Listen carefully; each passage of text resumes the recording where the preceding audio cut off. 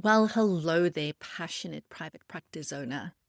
My name is Gerda, and you are listening to the Private Practice Success Podcast. And this is episode number 39. The title of today's episode is 10 Reasons Why You're Failing to Grow Your Private Practice. Now, I know I'm most probably going to cop some slack for the use of the word failing, because it's not very encouraging, is it? It's a tad bit negative. And there's no such thing as failing, is there? It's just all learning and growing. And I get it. I'm a psychologist first and foremost. I am highly skilled in the art of reframing. And we have been taught to reframe failing as learning. I do it myself. But I also strongly believe that unless we are willing to use the word failing, we are just making it even more scary. Because the thing is this, it is okay to fail. It is human to fail. I have failed more times than I can count at life, at business, in all aspects of life. And it's just part of life. Failing is part of life. And it's a word that I don't want to have to avoid. I don't want to be scared of it. Because the fact of the matter is, when I feel like I'm failing at something, and maybe this is true for you, that's the word that I use. That's the first word that pops into my head. And over the years, when I've had those times when I've questioned whether I'm actually cut out to be a group practice owner, it's because I felt like a failure. It's because I felt like I was failing. And if the world is telling me that I shouldn't be using that word, it really invalidates what I feel at that time. And yes, again, I'm a psychologist. What we do is we go, but look at the evidence. Look at what you've built. Look at these amazing things.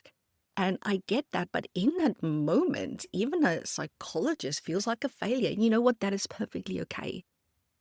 So if you were triggered by reading that word, failing, or by hearing that word failing right now, then you are in the right place. Okay? Then you should keep listening, because we all fail. We have all failed. And yes, the goal is to always walk away from failure with that feeling of, you know what? Yes, I failed at that thing, but I did learn something. Next time, this is what I will do differently. This is the meaning that I'm taking from this. I've also learned that I've got these amazing strengths that I can call on next time something challenging happens. But when we go through that process of failing, we want to be really honest about the fact that this is what's happening.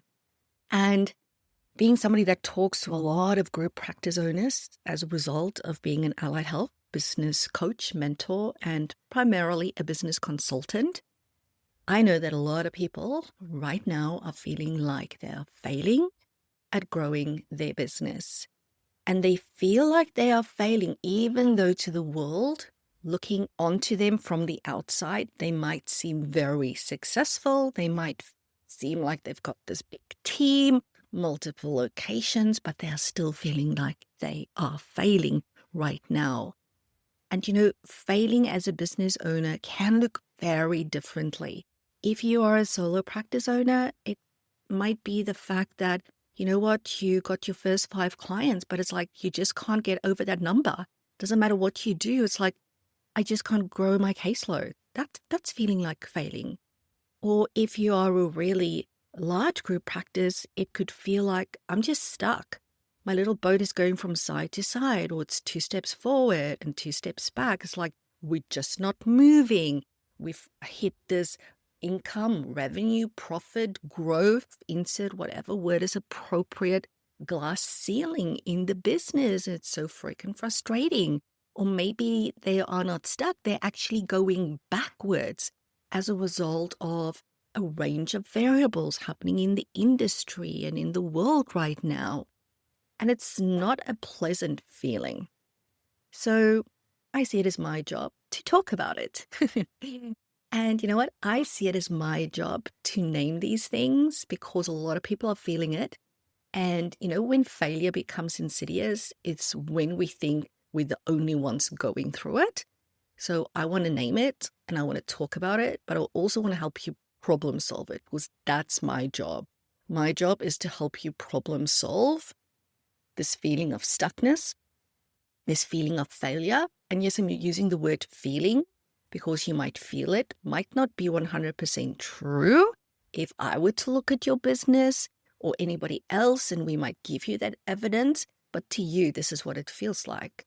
So today I need you to listen to this conversation through your own lens and through your own filter, because your world and your assessment of your business might be different than mine. So what I'm going to do is I'm going to share with you 10 reasons why I can see practice owners failing at growing their particularly group practices. A lot of this will also apply to solo private practice.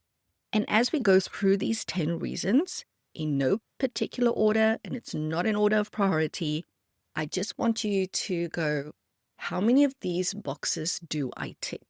Because the more you tick, the more you're probably struggling at growing, building, and scaling your private practice. Maybe you tick only one. Oh, relief. But you know what? Fixing just one thing is going to make a huge difference. Similarly, if you're ticking all freaking 10 of these, no judgment. This is about now having the awareness that this is happening. And you know what? If nobody makes you aware of it, you can't freaking change it. So that is my job, to make you aware of it. And then I want you to select one of these things, the thing that you think is going to be easiest to address, and to work just on that one thing. And then you take things from there. All right? You ready to do this? Let's get stuck into the 10 reasons why you're failing to grow your private practice. Reason number 1, you don't have the appropriate margins built into your business model. Now, there's quite a lot of margins that is really important within business, but I'm just going to highlight a few. For example, you don't have the appropriate net profit margin built into your business. So net profit margin is expressed as a percentage. You don't know what your cogs of goods should be in order to have sufficient contributions to OPEX. You don't know what the contributions of OPEX should be for each of your employees. If you are setting your fees just based on what everybody else is doing, you probably don't have the right margins. If you've never done a break-even sheet for your business, you probably don't have the right margins. So there is a lot of reasons that could be leading to you not having the appropriate margins built into your business model. And if it's not there, your business can't grow, because no matter how we spin this, business relies on money. Your cash flow, the money coming into your business, is the fuel of your business. That, of course, is if you are a PTY limited company. Of course, if you are a non-for-profit organization or you are a charity, this does not apply to you because you get grant money, you get funding, right? But if you are a private company, you need to build in the margins. The margins allows you to pay your bills, pay your team, keep the doors open so that you can do this amazing work, but you need to be able to do more than just break even. You need to have margins for those unexpected things that happen, and it will happen. And unless there's extra, you can't reinvest back into the business, so you can't grow. So if you don't have the right margins, you're going to be feeling stuck. Not only feeling stuck, you are going to be stuck. And that's probably going to lead to you feeling like you're not able to grow your business because there's no money to grow your business. And without money, you cannot grow your business, no matter how hard you try. That is just the facts. You can stand on your head. You can do whatever you think is going to make a difference, but it's not going to make an inch of difference unless the margins are there. So ask yourself, do I have the right margins? And how do I even know that these are the right margins? If you can't answer those questions, this is a box that you need to tick to say that I need to look at this. Reason number 2 that you're failing at growing your private practice. And I'm sure you've heard this one before. But this is when you have all your eggs in one basket. In other words, all or the majority of your revenue is coming from one income stream. Quick side note, if you are a group practice owner, please know that it is my mission to help you go from overwhelmed, overworked, and most probably underpaid to fully empowered and financially thriving. Helping you build a practice you can't stop smiling about is more than just a tagline in my world. It is what I do. So if you know that you want more from your business, if you know that you deserve more from your business, then today is the day I invite you to reach out. In the show notes, you will find a link to a super short triage form. Pop in your details. I will personally go through your responses and will get back to you ASAP to let you know how I can help.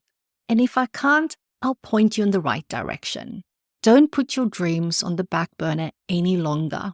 The sooner you start, the sooner I can help you get there. Now back to the episode. Case in point, the current NDIS pricing debacle.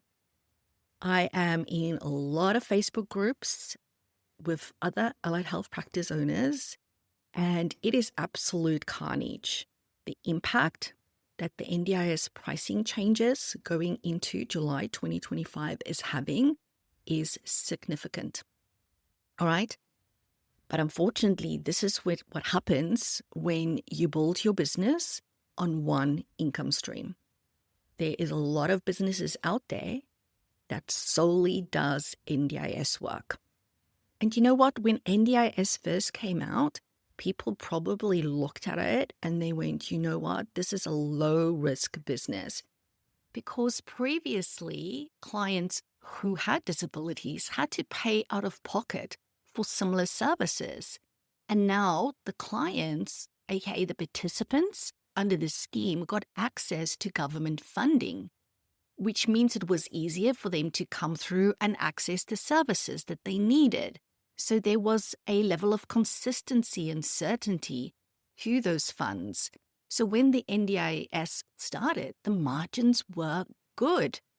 But the thing is, that's what they do to get you hooked in, right? To get the little claws into you, get you hooked in. And you go, oh, this is going to be amazing. And not only can I run a great business, I'm going to be able to help people with disabilities. Not only did the NDIS help with that passion and satisfy that passion that we have for helping people with disabilities, it also ticked this other box of now I can have my own business and I can run a business that might be easy to run because the margins were there, but it didn't keep up, right? And I'm pretty sure that was by design. Like I said, they get you hooked in and then they just freeze the increases so that you as a business now need to reduce your margin here upon here upon here. And this year, it's been the most significant reduction in margins for business owners that we've seen since the onset of the NDIS. And a lot of people are probably going to keep on absorbing those margins. But you know what? More and more businesses are going to have to close as a result. And I think the scary risk for a lot of solo providers within the NDIS is the risk of burnout because they are so service-minded. They make decisions predominantly with their heart. They feel so much for their clients, and they're going to burn out at the end of the day. I will be the first to admit, when the NDIS came out, I was also tempted to register my business as an NDIS provider. but I never pulled the trigger. The reason why I was tempted was the fact that it aligned with my internal vision and mission for my life and my world. And, I am driven, and you would have heard me say this sentence because it's just part of who I am. I am driven to help more people in better and more effective ways. And the NDIS tick those boxes. It's like, we can help more people if we get NDIS registered. Because if you are registered, yes, you help self-managed participants, plan managed, and people that NDIA managed. And those are probably people that need our help even more that are agency managed. So it ticked all those boxes, but I just couldn't get myself as a business owner to pull that trigger because I do not want such a large government organization to tell me what I can and can't charge. I'm not saying I don't do other third-party work at my business. We do work cover, we do DVA, we do EAP, right? But I did see the NDIS as such a big, enticing scheme that I knew that if we registered, we would probably be flooded with those referrals and very easily, and it would be a very insidious process, probably without noticing, it could have become a major revenue stream for my business. And I don't want that because I do not want the government or any other program for that matter to tell me how much I can charge for my services because I'm a private business. I set my own fees based on reason number one, which was the margins. So we've never registered. We do a lot of self-funded work and we do a lot of plan managed work, and it's perfectly fine. I also have a rule within our practice that third-party payers should not be more than 30% of our revenue. That's the rule of thumb. From time to time, that's probably creeped up above 30, but I don't want it higher than that because it impacts our cash flow, because most of them don't pay on the day. You need to wait for that money to come through. And it also means that we at my practice never drop the ball on making sure that we've got private money coming into the business. So if you've got all your eggs in one basket, it is not too late. Now is the time to diversify. I have personally worked with a lot of particularly OT and psychology businesses that were NDIS only businesses that have done amazing work at diversifying the revenue coming into their business. It can be done, but you need to start today. Reason number 3 why you're failing at growing your private practice is because you're not keeping your clinical team accountable to their billables.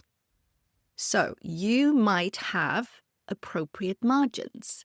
Let's say you have worked out that in order for me to take on this employee, they need to bill X amount of hours every week so that I can have this margin and have the correct amount of contributions to OPEX so that we can pay our bills and grow the business.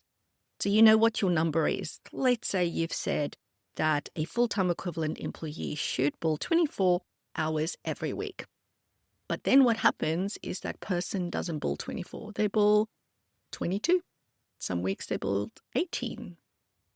Some weeks they bill 21. They never bill more than 24. And guess what happens then? Yes, you've ticked I have the appropriate margins. You might have ticked that we don't have all our eggs in one basket.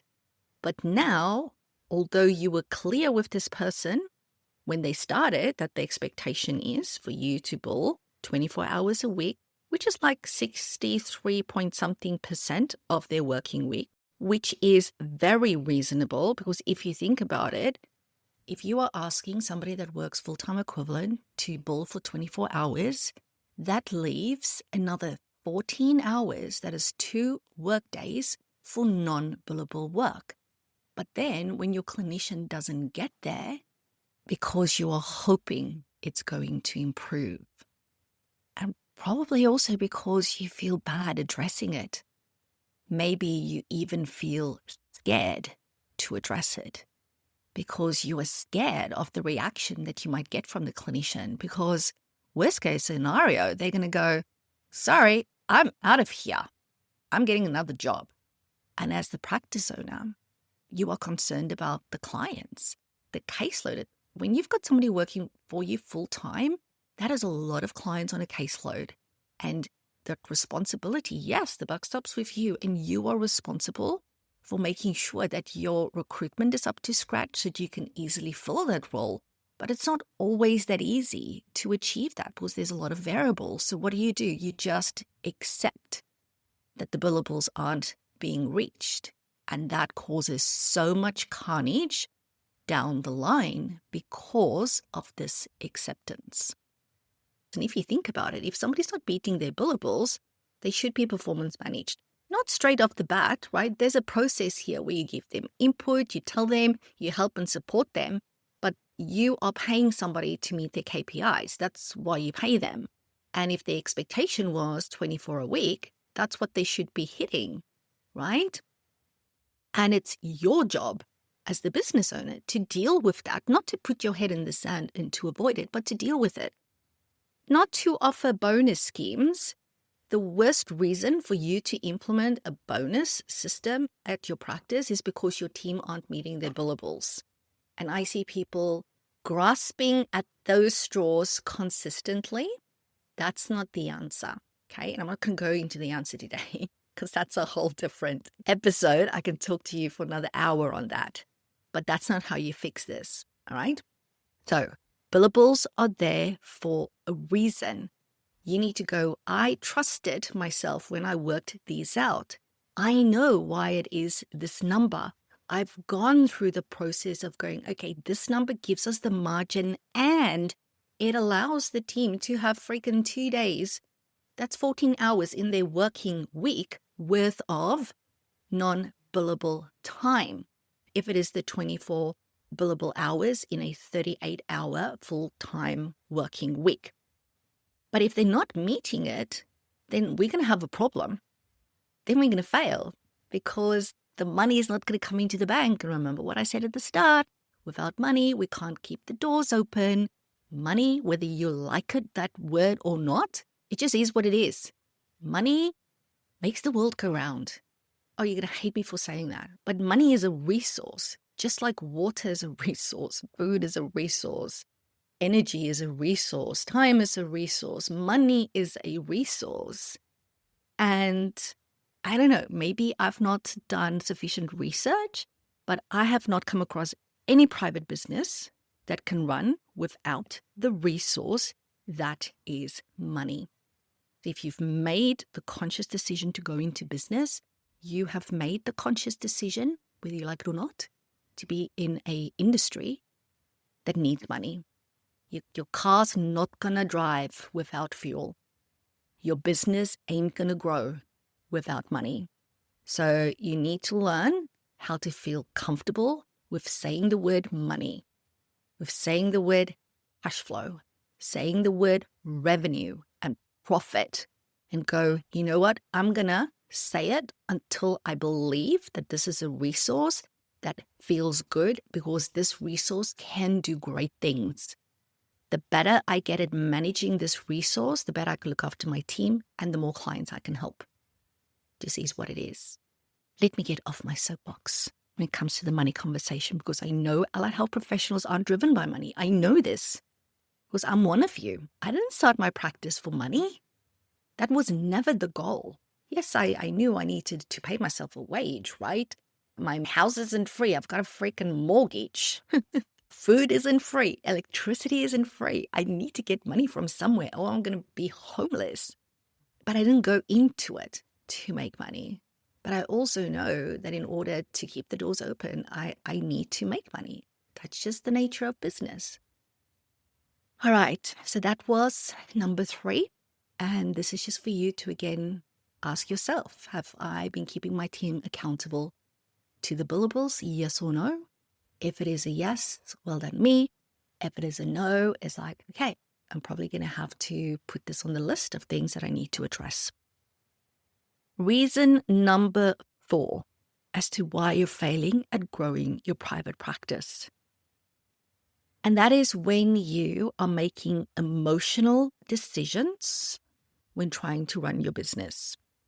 Now, I know that this might be triggering for some people.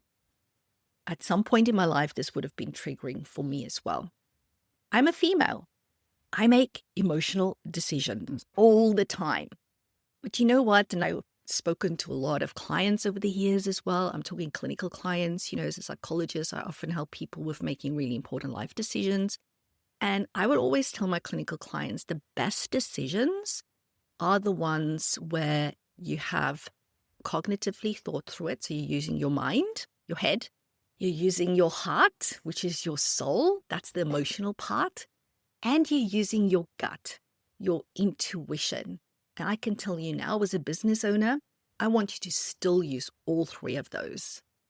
I never want, especially a female business owner like myself, to go, you know what? I'm going to become totally ruthless.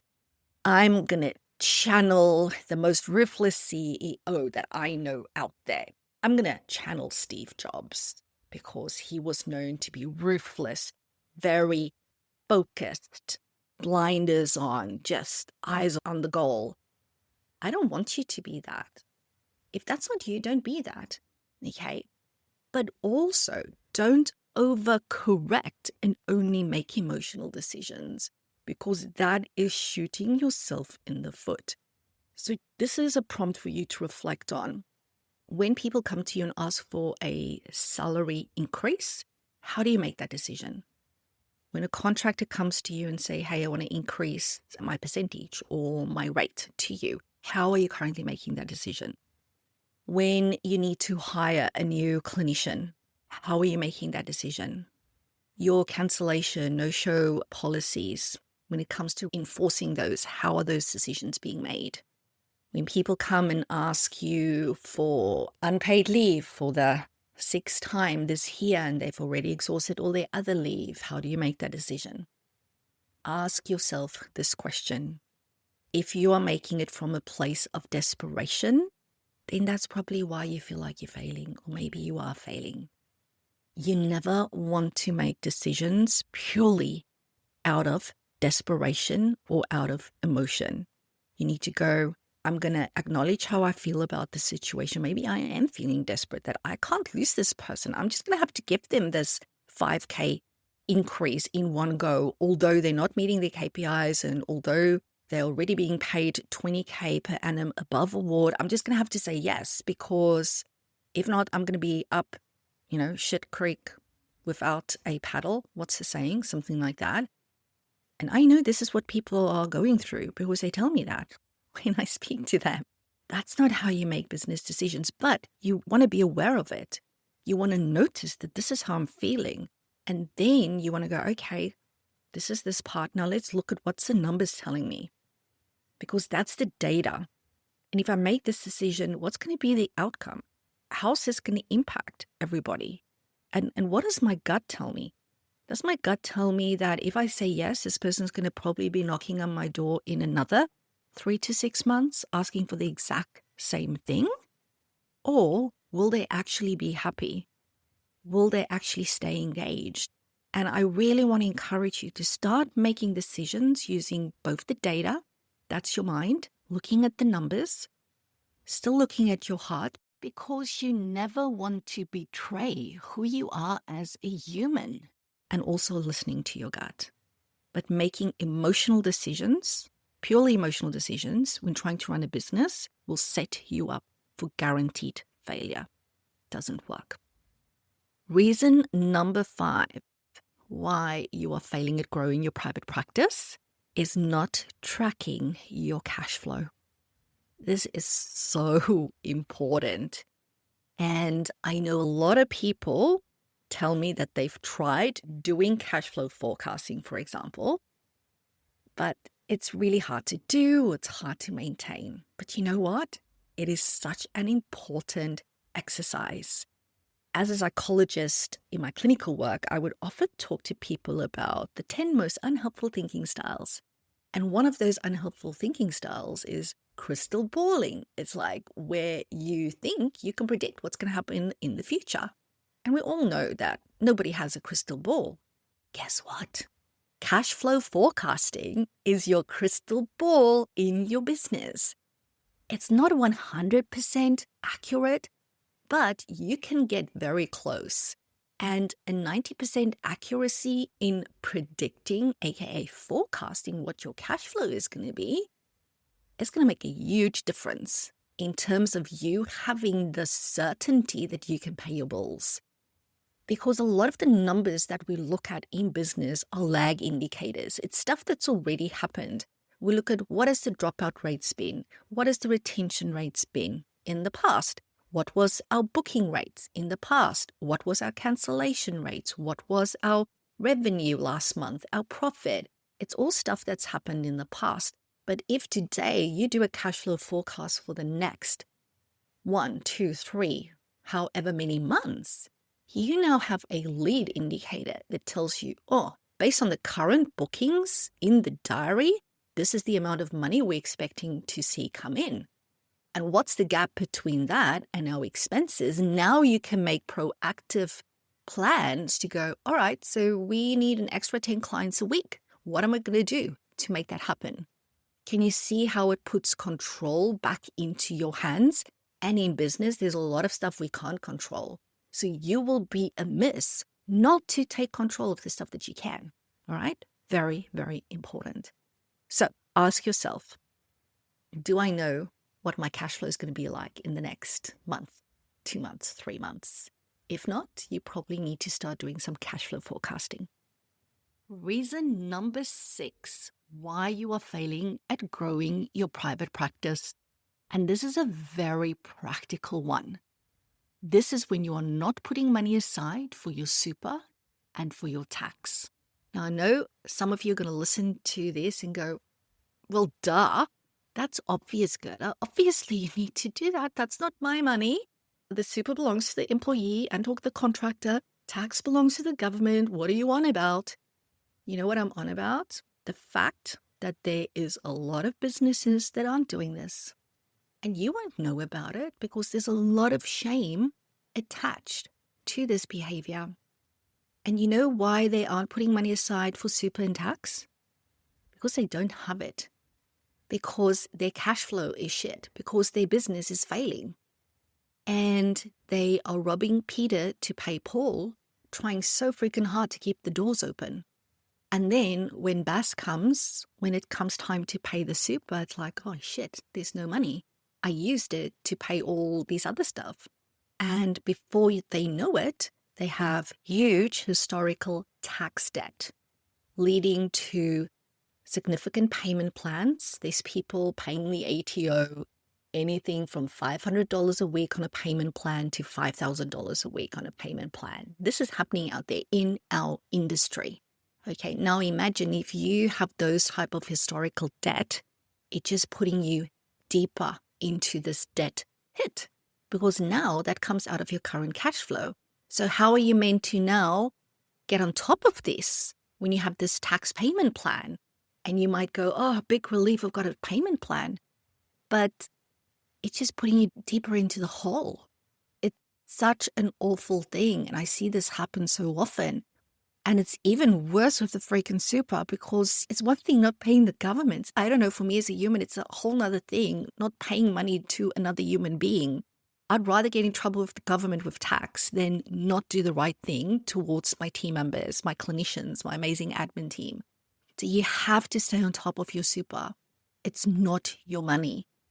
I would encourage you to every week, if you've not been doing it, start doing this on a weekly basis. Go, what is the tax money that I need to put aside from the last week? That tax money needs to be GST and pay as you go. Also, how much super do I need to put aside for the last week? And I would do it on a weekly basis. So if you pay your team fortnightly, there'll be 0 super 1 week, and then there would be all the super the next week. And you immediately transfer it into a different bank account. By doing that, the money that's left over in your regular bank account will now give you the real clarity as to what your cash situation is actually looking like. Because if you don't move that money, you don't know how much money you actually have to run your business. So you are really hiding the truth from yourself by not putting that money away. It is only once you start transferring your tax and your super on a very regular basis out of your main bank account that you will know what the true state of your money is. And a lot of people leave it too late to make the hard, difficult, uncomfortable decisions in their business because their bank account shows an inflated amount of money that's not theirs, that belongs to the government and belongs to their employees, aka super. Don't do it. And you need to have that discipline. Once you've moved that money, you can't touch it. And if that discipline is hard, just because you've got all these other bills and it's like, I'll fix that up later, I'll just transfer the money back in there. We know it doesn't happen. If that's the case, I would rather encourage you to just do a direct transfer to the ATO. If you go, this is going to be their money, let's pop it in the ATO bank account, right? It's going to go off on your account. Maybe you even go into a credit where you've paid them more money, but it will all balance out at the end of the day if that's what you need to do in order not to use that money again. And come next year, July 2026, it's going to be payday super. Maybe you should just start doing that right now already. If you think that you're not going to have the discipline to not touch that money, like please, I'm begging you, do not fall into that hole because this could be the end of your business. Don't do it. Reason number 7 why you're failing at growing your private practice. And that is inconsistent marketing. The thing is this, whether you are a level 1 private practice, aka a startup private practice, solo, first day in private practice, or you are a level 5 private practice, which I call the ultimate private practice, or you have a self-running private practice, which is even beyond level 5, right? You need to do marketing. Marketing should never stop. Doesn't matter how big your waitlist is. You should never stop doing marketing. Your messaging might change. Your approach to it might change. But the moment you stop doing marketing, you will feel it. You won't feel it today, and you won't feel it next week, but you're going to feel it possibly next month, definitely 2 months from now. You know, when people talk about the ebbs and flows of private practice, there's no such thing. It's ebbs and flows in your marketing. And it's when people aren't consistent with their marketing that their business stops growing. When people aren't proactive in their marketing, that their business stops growing.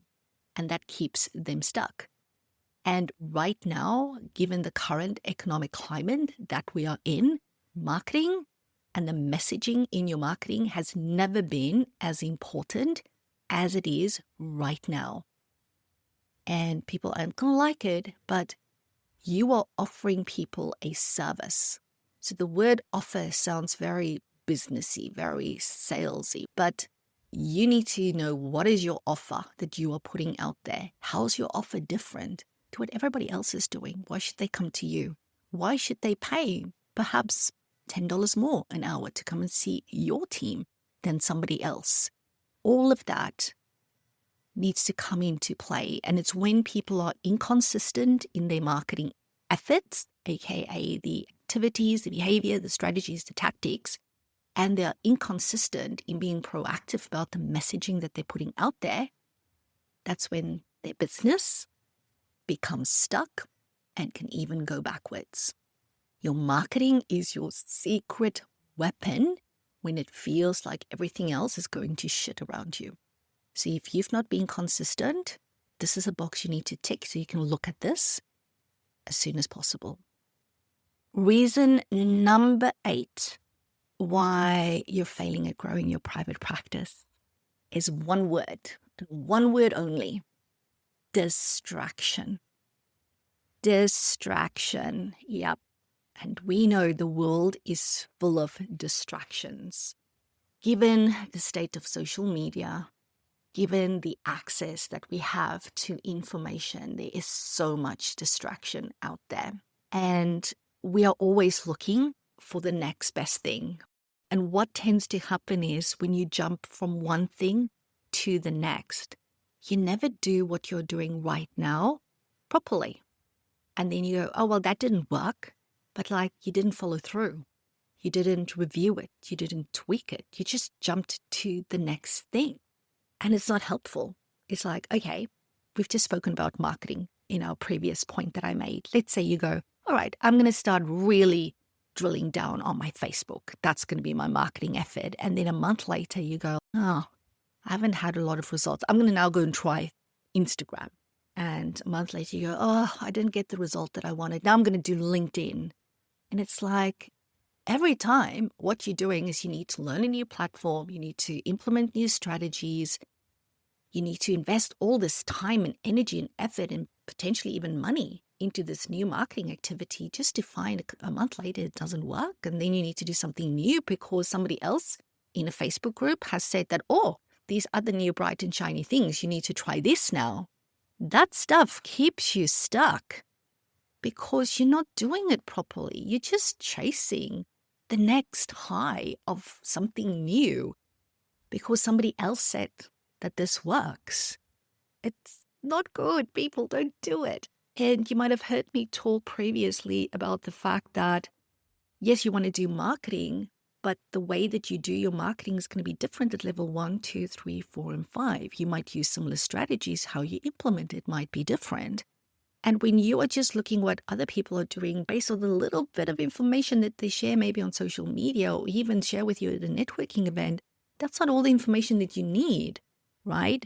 So you need to be mindful of the distraction when you decide that, let's say, I'm gonna do Facebook as my social media marketing strategy. You need to commit to that fully, 100%.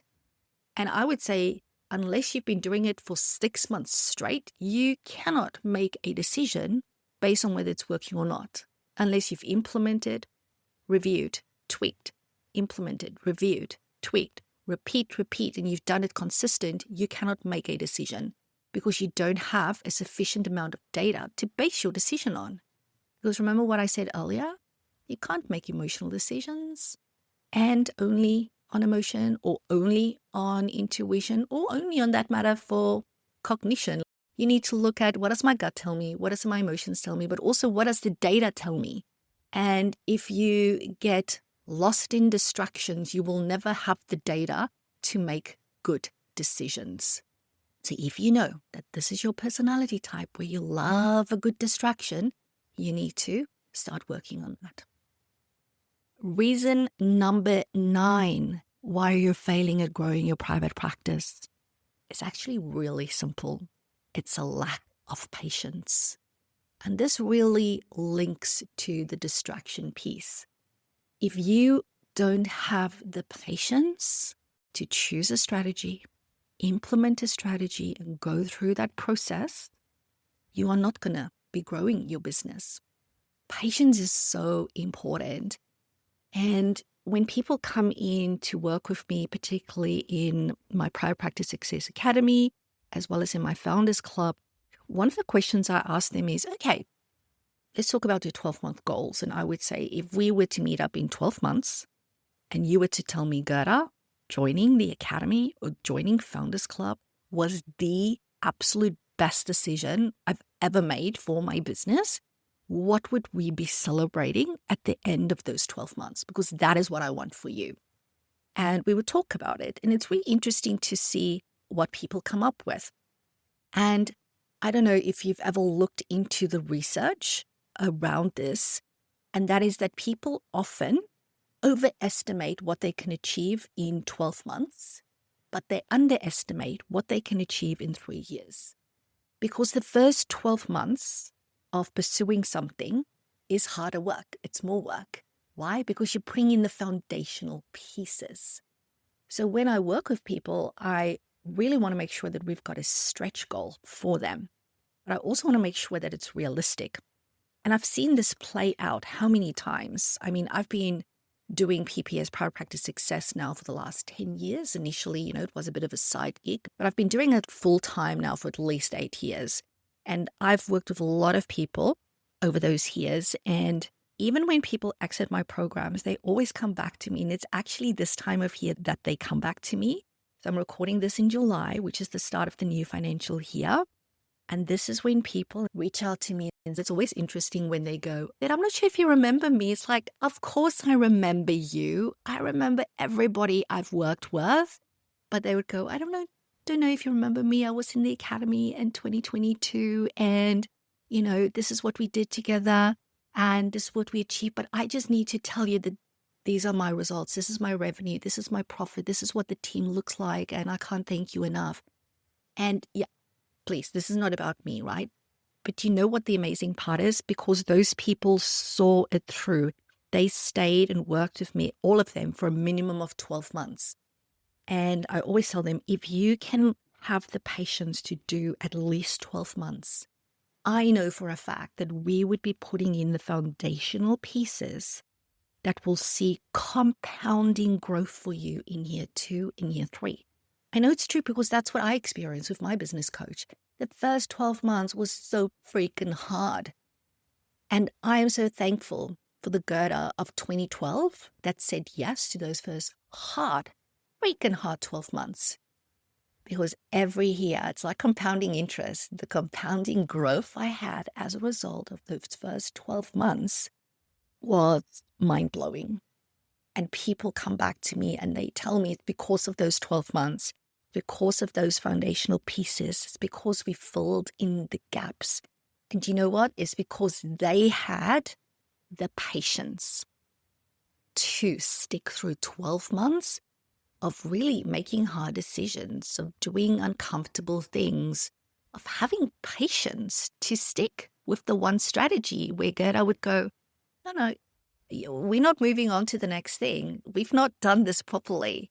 Because I know, I trust the process and I can see it. And because I kept them accountable and they were willing to be kept accountable, and therefore together we instilled that patience for them to get the results that they told me they wanted at the end of 12 months, but also in 2, 3, 4, 5 years' time.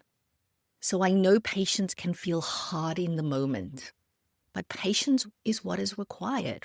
Unless you are planning to sell your business in the next 6 months, I would encourage you to have more patience. I'm not saying settle for mediocre results, okay, because that also happens way too often where people just going, well, it is what it is. This is allied health business. I'm never going to make money. I'm always going to be burned out. I'm always going to have to work after hours or weekends. Like, F that shit, right? That is learned helplessness in our industry. And that is rife in and of itself. Maybe I should do a podcast episode on that. It is so rife where people just go, this is what I need to settle for because I'm an allied health business owner and I can't expect to have the spoils of a business and I can't expect to actually have money in the bank account. I just need to settle for always struggling because this is what it means to be an allied health business owner. Well, F that shit. That's what I say, because it doesn't have to be like that. That is learned helplessness in our industry. You are better than that. Okay? Anyway, once again, somehow I landed on my soapbox there. Let me hop off. Patience, people. Patience, people. Patience. And last and most certainly not least, reason number 10, why you're failing at growing your private practice. And I'm going to just raise my hand here. You can't see it, but I'm raising my hand. I should really raise 2 hands because I've been guilty of this one. And that is refusing to let go of control as the business owner. And I know firsthand it is so hard, but you know what? Unless you're willing to let go of control, you will remain the bottleneck within your business. And this happened across so many levels.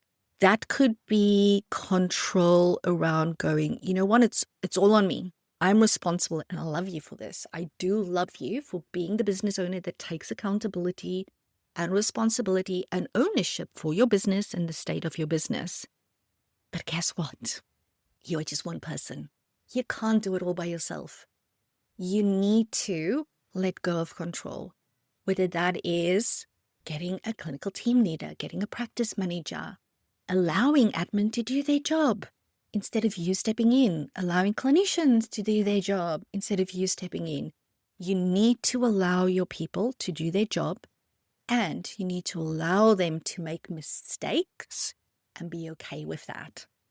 Last year, August, we had our PPS Academy's Business Intensive, which is our 2-day annual event. And we're actually in the midst now of planning this year's event, which is happening next month, August 2025. Anyway, so last year we had this panel discussion, and my practice principal, the awesome Chelsea, was there. And somebody in the room asked her a question, and the question was, what is that one thing that Gerda did? And Gerda was in the room as well. I was on the panel with Chelsea. Said that, what is that one thing that Gerda did that helped you to excel in your role? Because people have a lot of respect for Chelsea, and she's an amazing principal psychologist. And it really surprised me at what Chelsea said, her answer, because these questions weren't pre-prepared, right? People were in the audience asking the question. And she said, it's the fact that Gerda allowed me to make mistakes.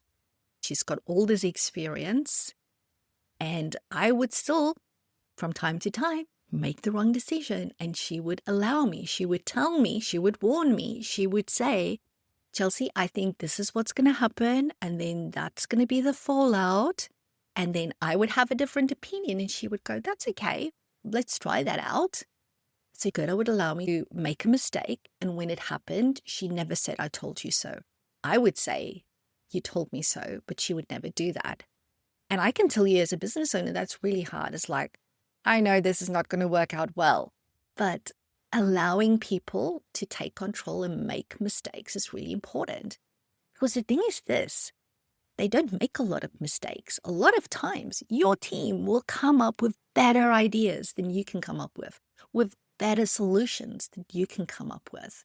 So you have to be brave enough to let them grow in that role in order for you to have more time to grow in your role as the business owner.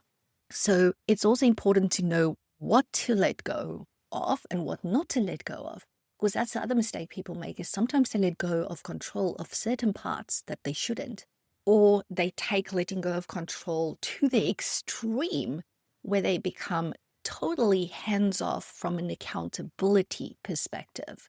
You can be very hands-off. Like, I've got 2 group private practices that runs in my absence, but I still spend 45 minutes a week meeting with whomever runs the practice for the purpose of accountability. There's numbers that I look at. There's reports that I look at. Everybody needs somebody to hold them accountable. It's why I still have a business coach today. Somebody needs to hold me freaking accountable, because otherwise I'll just do what I want. And maybe that is doing nothing and having no growth. And because I know I want growth, I need accountability. Everybody drops the ball because we're all human. That's why accountability and having somebody that can do that for you is a gift you can gift yourself. So coming back to the reason, refusal to let go of control. If you are doing that, you will remain the bottleneck in your business. You will stop your team from growing. You will stop them from stepping up. You will stop them from enjoying the challenge of their role. And, that's not good. Yes, the buck stops with you. You are the business owner. But that can be true, and you can let go of control and allow your team to flourish. Allow them to support you. And together, you will then succeed. Okay, so that was the 10 reasons why you might be failing at growing your private practice. Like I said at the start, go through this list and ask, which of these am I currently guilty of? And which of these are currently happening in my world? And now that you are aware of it, you can start to proactively plan how you are going to address them. And remember what I said? Patience, patience. Choose one thing to work on Start with that. Really do it well. Make sure it's addressed before you go on to the next thing. Alrighty, thank you so very much for tuning in. And as always, remember that I'm here to help you build a practice you can't stop smiling about.